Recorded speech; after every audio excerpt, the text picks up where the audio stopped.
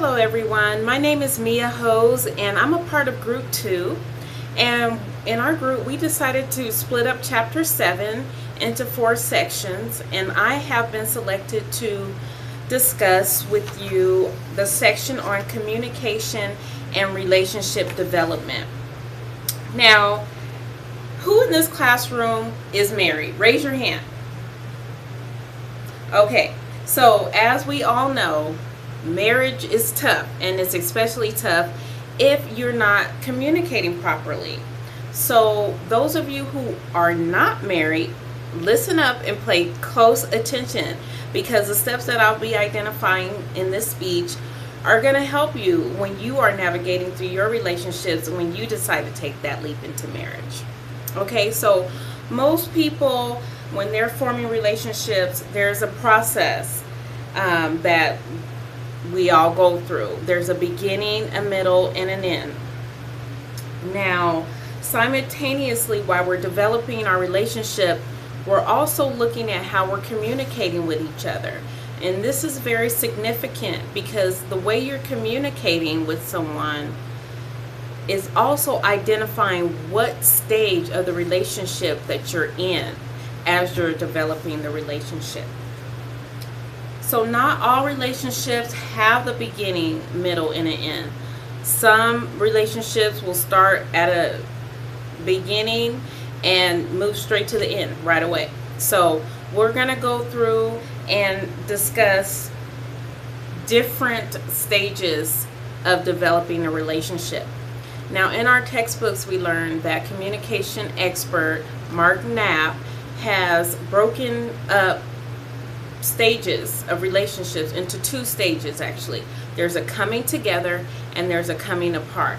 So I'm going to go ahead and discuss those stages with you right now. So the coming together stage, we have initiating, experimenting, intensifying, integrating, bonding, and ongoing intimacy. So starting off with the initiating, that's your general casual hello, hi, how are you doing? You're first meeting someone for the first time. The next step would go on, if you make that verbal connection at the initiation, then you're going to start experimenting with each other, trying to find a common ground. You may say, hey, my favorite team is Golden State, and they just won the NBA Finals. Yeah, me too. I love Golden State. I've been following them for years. So right there's a connection, and you begin to find some commonality among each other.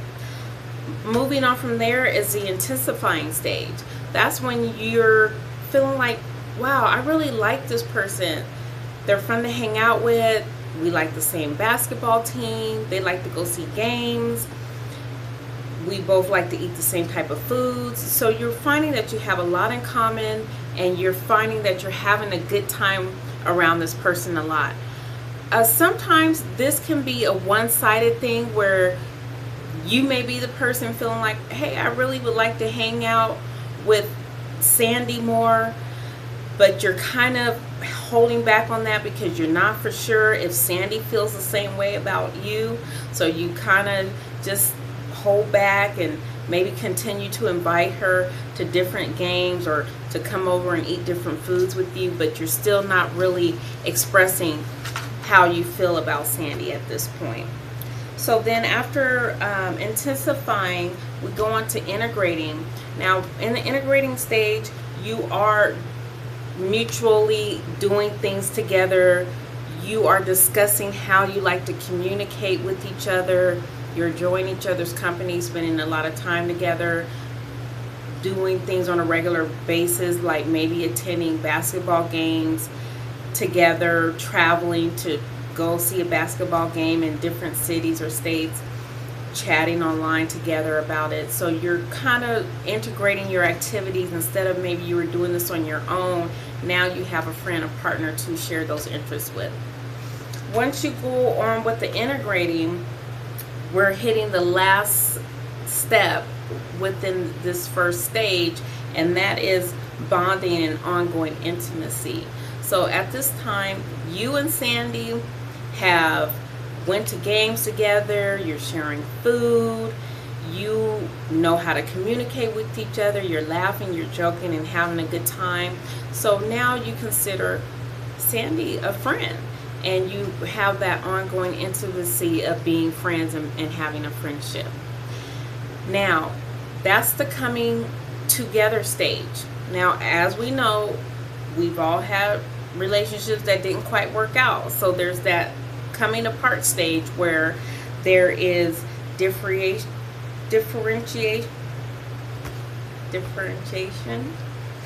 circumscribing, stagnating, avoiding, and then terminating. So starting off with differentiation, that is when you're noticing differences in Sandy now.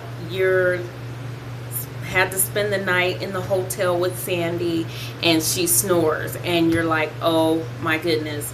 You wake up the next morning and you tell her, Sandy, you were snoring and I did not get one wink of sleep last night. I cannot take snoring.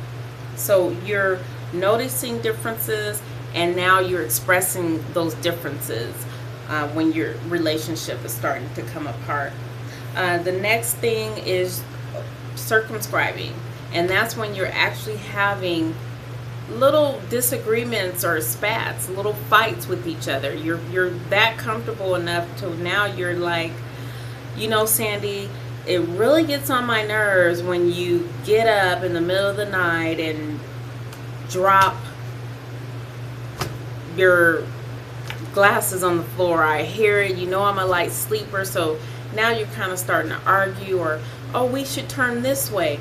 No, the directions say that way. So you're traveling together. You're spending a lot of hours together in a car, and now you're fighting over the direction. So those are another sign that the relationship is starting to go in another direction.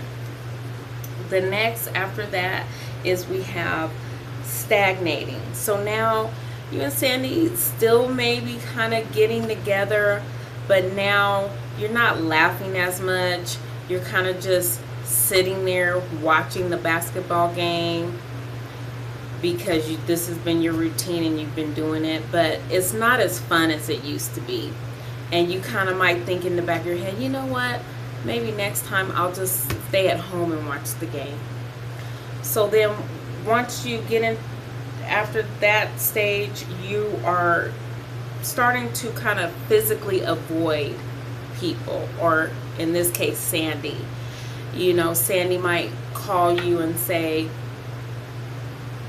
would you like to come over and watch the game and have a couple of hot dogs? And you might say, oh, well, you know, I really have a lot of homework to do tonight. I'm going to have to pass. So you kind of slowly but surely start taking rain checks on hanging out. And that's kind of like avoiding. You may not answer the phone anymore, whereas when you saw Sandy call, you would pick up right away. So you're starting to avoid her, and that's kind of starting to disintegrate and break away the relationship. You're not spending as much time together and not bonding as much. So then, and that leads us to the last stage, which is terminating.